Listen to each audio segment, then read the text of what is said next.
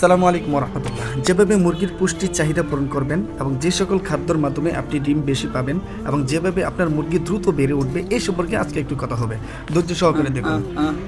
আজকে কথা হবে দেশি মুরগি বা অন্যান্য মুরগি, টাইগার বা অন্যান্য মুরগি যেগুলো পালন করেন আর যেগুলো ছেড়ে পালন করা যায় বা সহজেই লাভবান হওয়া যায় সে সম্পর্কে আজকে কথা হবে।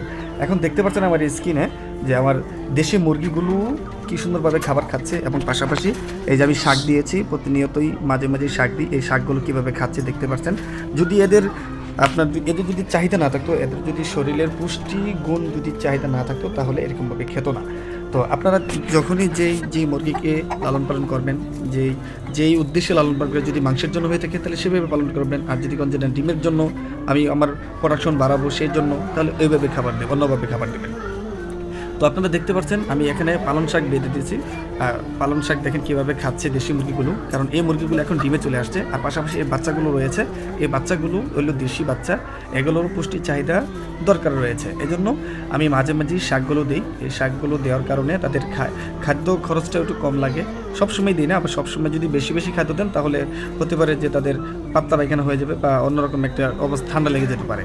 এজন্য মাঝে মাঝে খাদ্যর সাথে সাথে মিক্স করে কিছু দিন, একদিন পর পর বা অল্প অল্প শাক আপনি নিয়মিতই দিতে পারেন।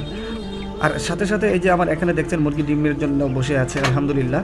এরকমভাবে আমি আমার এই মুরগিগুলোকে শাক এবং খাদ্য, কী খাদ্য দিই, ডিমের জন্য লেয়ার 1 এটা বেস্ট, এই খাবারটাই আমি দিই। এবং আর মাঝে মাঝে আপনার বিভিন্ন রকম, যেমন আজকে পালং শাক, অন্যদিন কুমলি শাক, তার আরেকদিন লাল শাক, এরকমভাবে বিভিন্ন ঘাস এগুলো দিয়ে থাকি। আমি যেখানে দেখতে পাচ্ছেন মুরগিগুলোকে আমি লেয়ার 1 দিয়েছি।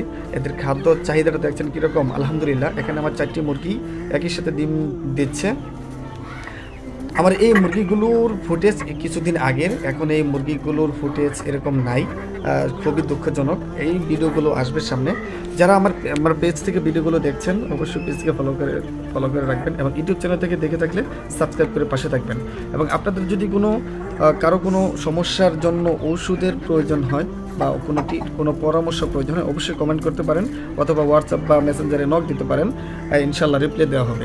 আমি সবসময় আলহামদুলিল্লাহ ডাক্তারের পরামর্শের মাধ্যমে সব কিছু করে থাকি।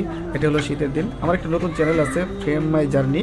এখানেও ইউটিউব, ইনস্টাগ্রাম, ফেসবুক পেজ আছে। সেখানে ঘোরাঘুরি, ব্লগ এবং ঐতিহ্য নিয়েই ভিডিও করা হয় এবং ইসলামিক ইত্যাদি এসব ভিডিও থাকে।